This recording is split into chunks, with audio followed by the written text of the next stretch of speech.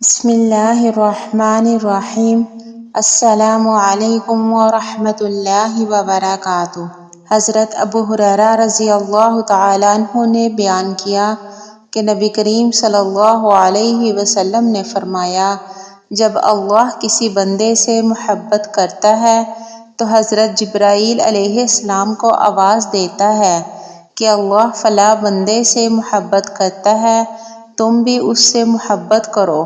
حضرت جبرائیل علیہ السلام بھی اس سے محبت کرنے لگتے ہیں، پھر وہ تمام آسمان والوں میں آواز دیتے ہیں کہ اللہ فلاں بندے سے محبت کرتا ہے، تم بھی اس سے محبت کرو۔ پھر تمام آسمان والے اس سے محبت کرنے لگتے ہیں۔ اس کے بعد وہ زمین میں بھی اللہ کے بندوں کا مقبول اور محبوب بن جاتا ہے۔